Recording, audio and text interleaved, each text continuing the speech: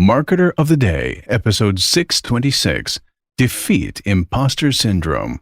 Enhance your leadership skills, self-confidence, and self-esteem with Mooniek Seebregts.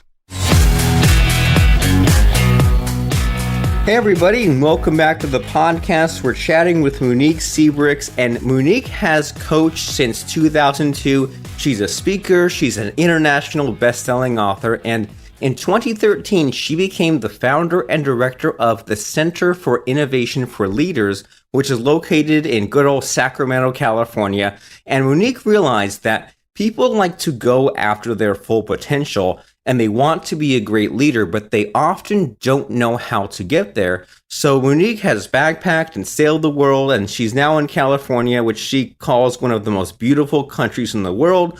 So we're going to hear today all about how to listen, how to be a good leader, and how to be committed to your clients. So Mooniek, glad to be talking to you.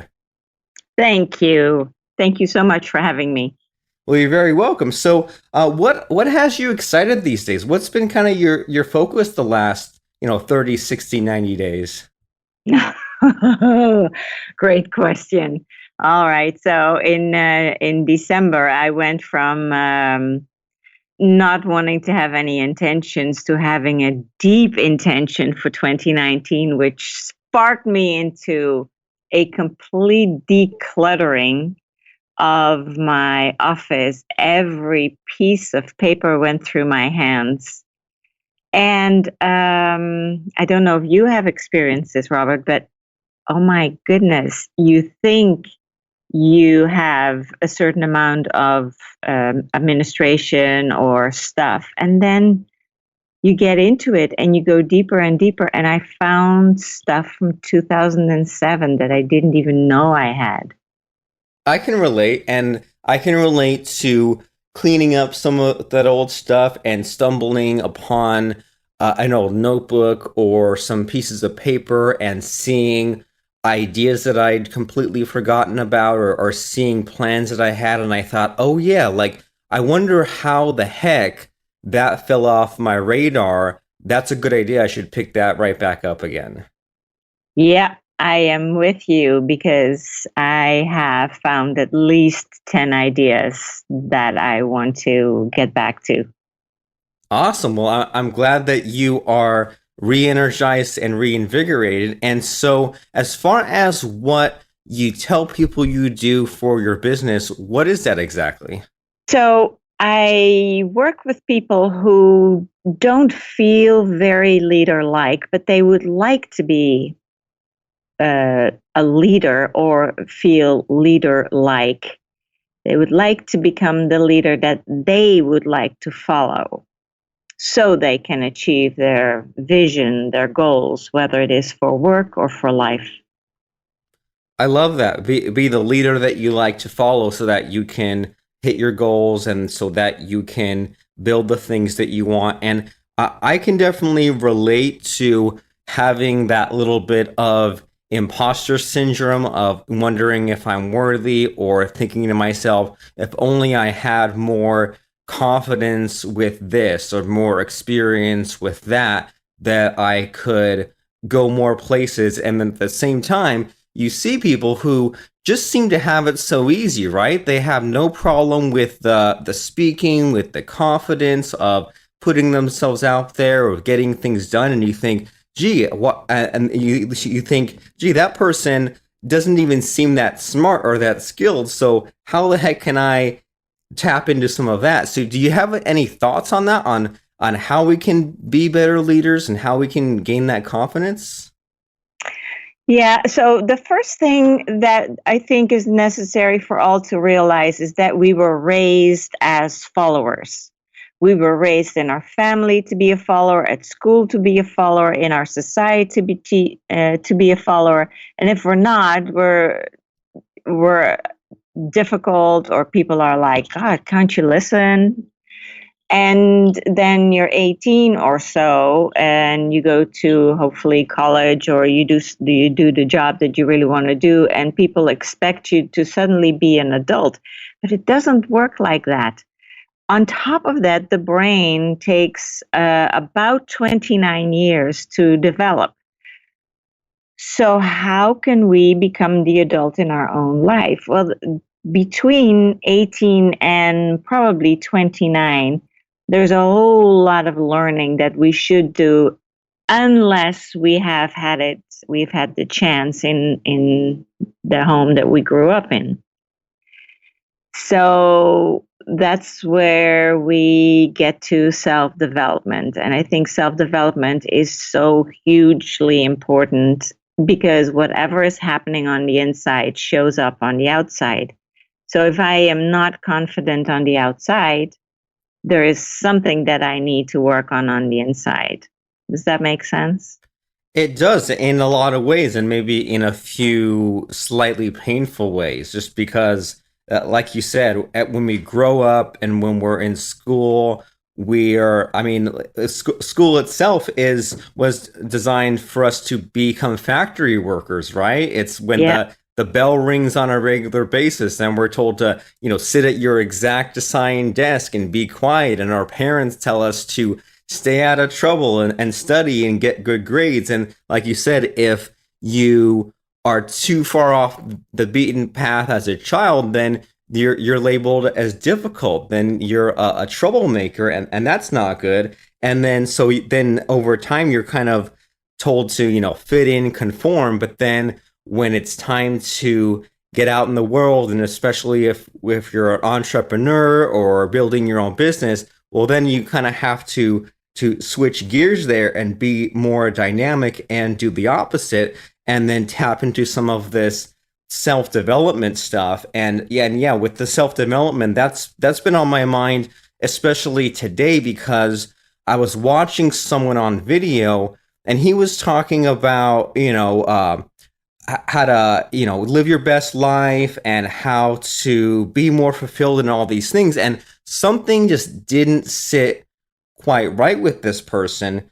And it seemed like he was shaking his head a lot and blinking a lot. And I held my hand up over his face on video and covered up the bottom half of his face and just looked at his eyes. And he looked really mad. And I was thinking, wow, that's someone who isn't even aware of maybe some of these problems or these disconnects that are happening. And I definitely want to stay away from that for myself. So as far as self-development, what should we be doing or what should we be focusing on?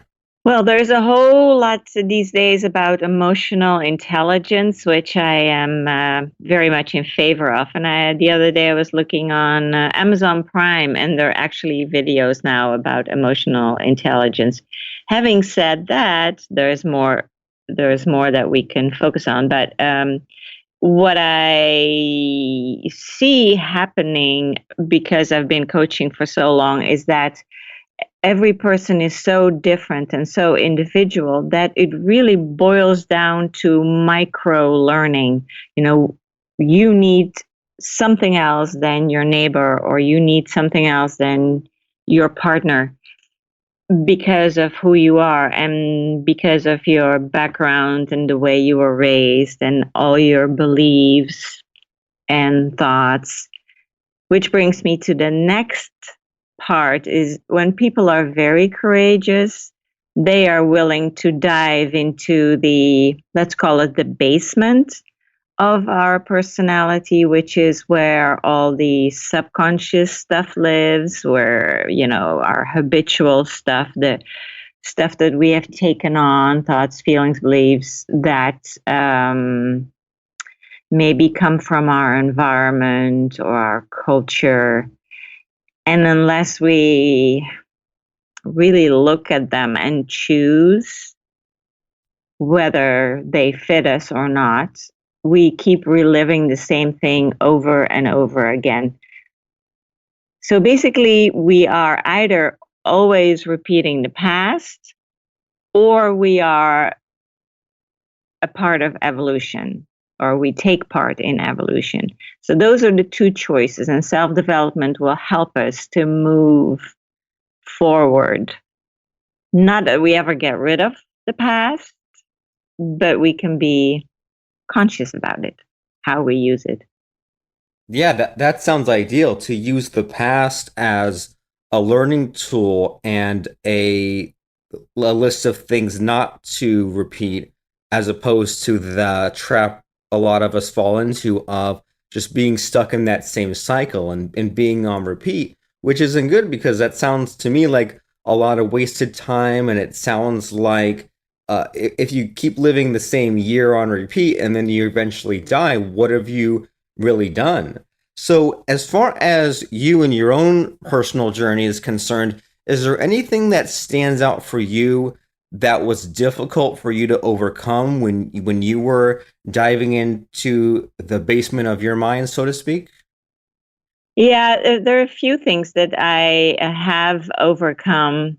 One of them was self-confidence, which I realized I had taken on a whole lot of self-esteem issues from the culture and from my family that I really had to deal with. And funny enough, that all comes out when you're speaking. Um, because when you're giving a talk, that's that which you don't embrace or that which you have not dealt with shows up in the speaker, just like what you were talking about, this person who looked mad. There's something going on that this person has not really dealt with. So confidence is a big one that I have uh, done a lot of work with. So, is there anything specific that you found was the most helpful as far as building your own self confidence, self esteem? Yeah, one of the things that really worked for me was that when I started speaking and embracing the confidence, was that I actually felt the people that were important in my life, that they were standing right beside me and wanting nothing more for me than to succeed. So it was almost as if I drew upon their love for me to succeed that made me um, gain more self confidence until there was a moment that I realized that I had the self confidence. I like that a lot. And I found that for me, especially these last few weeks, there have been so many reminders everywhere of how important other people are. Uh-huh. And even if they're just people who maybe aren't there right now physically, but you're imagining, you're conjuring up as if they were standing there right next to you, being supportive. And because I do computer programming and things like that. And when I was getting started, I was age 16, 17, and I was just goofing around and I wasn't very confident. I wasn't very motivated. But then once I began creating software for people and they were using it and they were saying, well, this has helped me with this, or can you create this other software, or can you have it do that? Suddenly I was motivated because I wasn't just going through the motions and completing the tasks. I was actually helping people, and that brought the emotions back into it, right? And Yeah. because I was helping other people, it didn't rely on my own confidence, right? Because Mhm. it's like if we think, oh, I want to build this business for me and I want to overcome this stuff, that seems tough. But if you say, well, it's not about me, I'm thinking about the people that I'm helping, then now it almost has nothing to do with you or your confidence, and that seems like an easier way to go, at least for me. Right. And I always think about it as a figure eight. So I'm all about personal leadership. That what you put out, that comes from you, you bring it to the outside. It touches either your projects or people, and then it comes back inside, so it can refuel you, and it goes back out. So it's an eight, figure eight. So as a leader, we really always want to take care of ourselves first, because that what we are, we put out, and that will come back. Yeah, and I've seen that quite a bit. Like I think we've all had those friends or those groups of people who have nothing but negativity, right? The ones that just are down about this and that, and they're sarcastic, and then you put that out with your friends, and then they feed on that, and then they put more negativity back on you, and then you feed on that, and the next thing you know, you're just adding to each other's negativity, and that just sounds miserable. And I noticed that when I was younger, I had a couple of friends who they just refused to participate in any kind of gossip. They had nothing bad to say about anyone. And at first, I was a little bit put off and confused by that. But then I realized, oh, they're really keeping the bad stuff out. They realize that it's a slippery slope if you keep on focusing on the bad stuff or the insults or the negativity, then the next thing you know, that's what you're completely surrounded with. And who wants that? So I think that's a really good lesson there, a really good observation from you, that there's that figure eight. What you put out ends up coming back to you. And so your choices are either put out the bad stuff and have more bad stuff, or put out the good stuff and have more good stuff. I mean, I know which choice I'm making.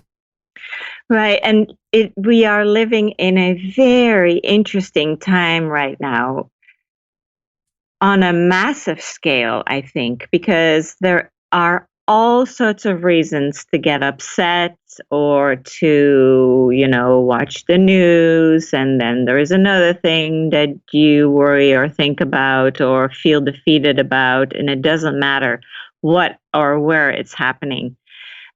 And as a population or as a humanity, even, we have the choice to feel defeated or feel that negativity and then thus put out more negativity, or reframe it in such a way that it empowers us, and then the figure eight will be empowering for ourselves and the people around us. Yeah, have that learning experience, have that abundance mindset. That's awesome. I love it. So, how does this relate to the services and the training that you provide? If someone comes to you and says, I have these problems, I need some help, where do you come in and how do you help people? Well, it's always, my focus is always on what the person in front needs and wants. And then I'll throw out some ideas, and then they either like it or they don't like it. And one of my, I like to say, one of my specialties is that I can really listen, and I can hear what is not said, or I can hear what is in between the sentences. So I can give that back, and then we will move forward. So, do you have any interesting case studies or stories where this sort of thing happened, where you had a client like that come to you saying, I need help, and you used your listening skills to then get them where they need to go? Yes. For example, a company asked me to deal with a really difficult employee, which I love, because difficult employees usually have a lot of layers, and they're not just difficult. There is a reason that they are seen as difficult, or that they feel difficult. So this person was deeply unhappy about her personal life. And so we were able to straighten that out, figure it out, and she has become a completely different person. Now, that happens a lot, that people come to me and they're truly unhappy. And then we go all the way to the root of the problem. And it can be recently, can be a long time ago. It can be, it can be so off base that it has nothing to do with work, but it has to do with a lover somewhere in another country. It's completely unattainable, for example. Okay, so yeah, so you dig deep and get to that root of the problem where they're unhappy. So is it a case of like it could be a number of any reasons, like the lover in the other country example, or is there a common or like number one most common reason why people are unfulfilled or unhappy these days? Truly, always is that people don't pay attention to themselves. People do not understand who they are because like I said in the beginning, we've learned to follow. So then most of us are really not in contact with who we are. We don't even know what we can work with. So then it's really hard to show up and make conscious choices about the kind of person that you want to be. For example, I worked with a CEO he was really hard on the people that he worked with. So instead of a team player and getting the most out of his team by being generous and inviting, he used to beat down on his people. He was really terrible to work with. And so we went back into his life and how he was always beating himself up about the smallest things. And his self-esteem was hidden underneath that.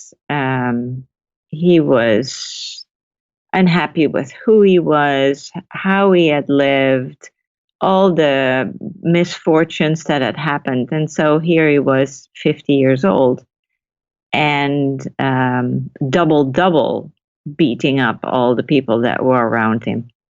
So that changed because slowly he opened, which is courageous.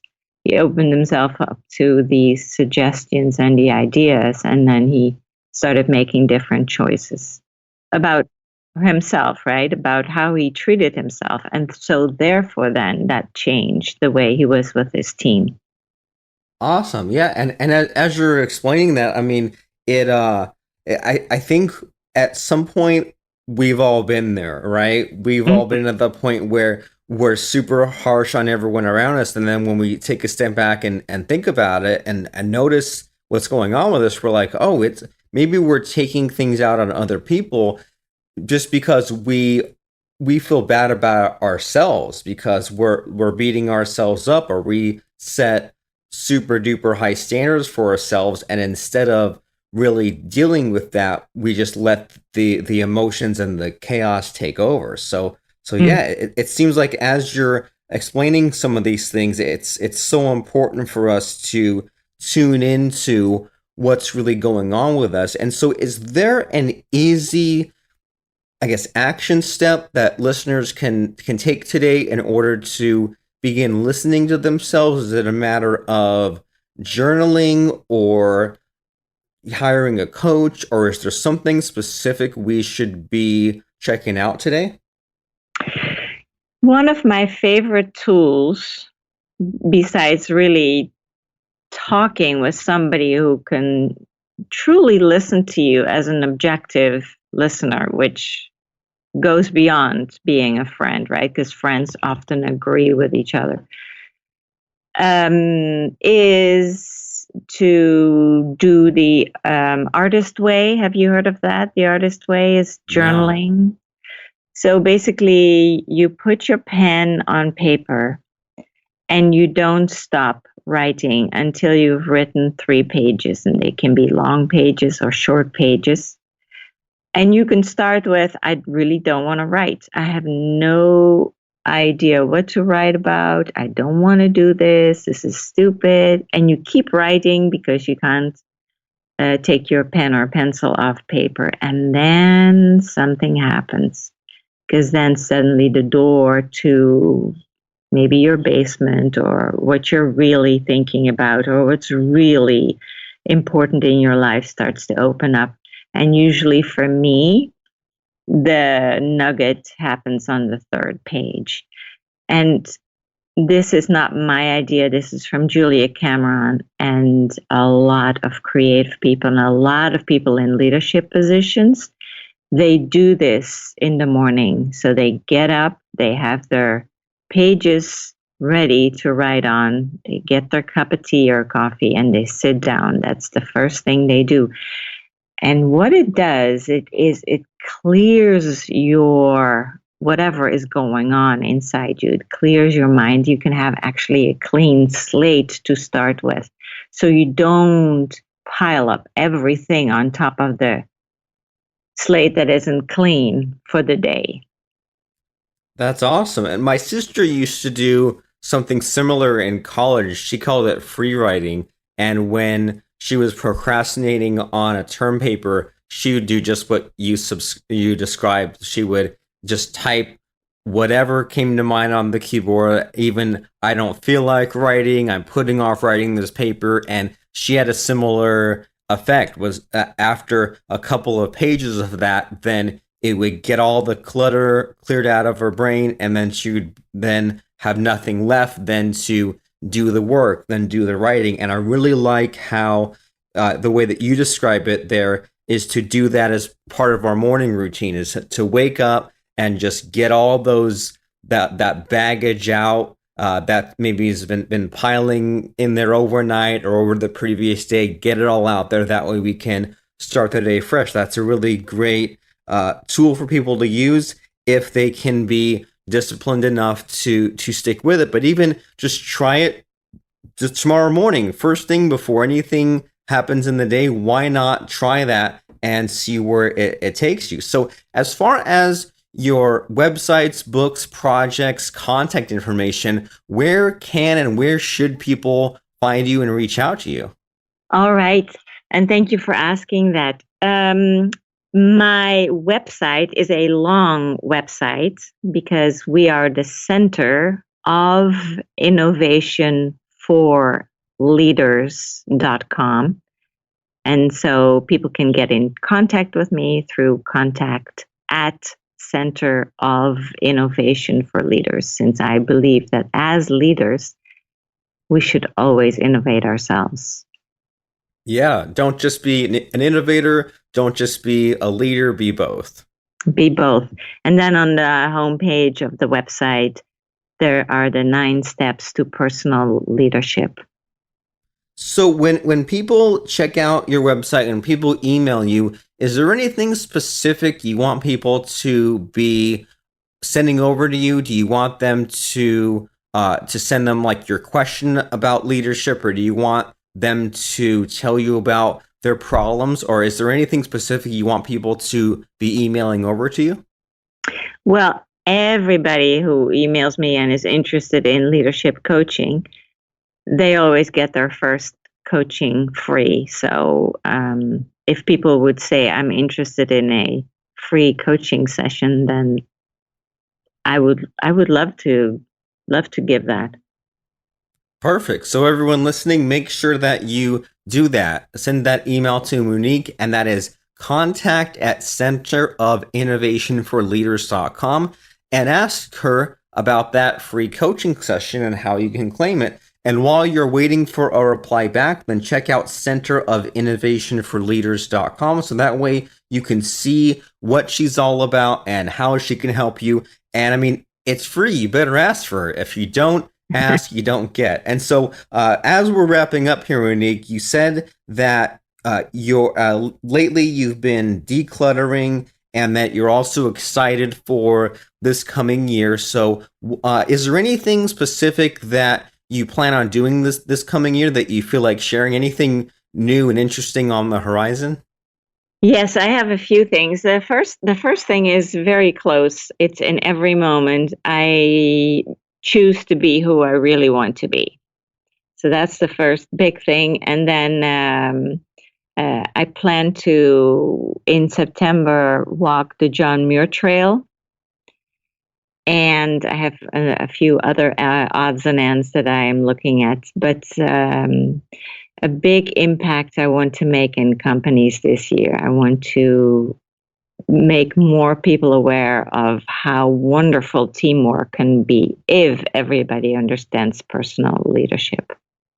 Super cool and essential skill. So make sure that everyone listening check out Center Center of Innovation for Leaders.com. Make sure we have that right. And then make sure to email Mooniek at contact@centerofinnovationforleaders.com and ask her for that free coaching session. There's always room for improvement. We can always be bettering ourselves. So why not start there? Centerofinnovationforleaders.com. And thanks, Mooniek, for stopping by and sharing your knowledge and sharing your greatness with us.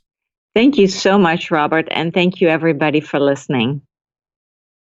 Do you want to be a sponsor for the Robert Plank Show? Make sure to go right now to robertplank.com/ask, fill out the form, and tell us how you'd like to sponsor the show. Thanks for listening.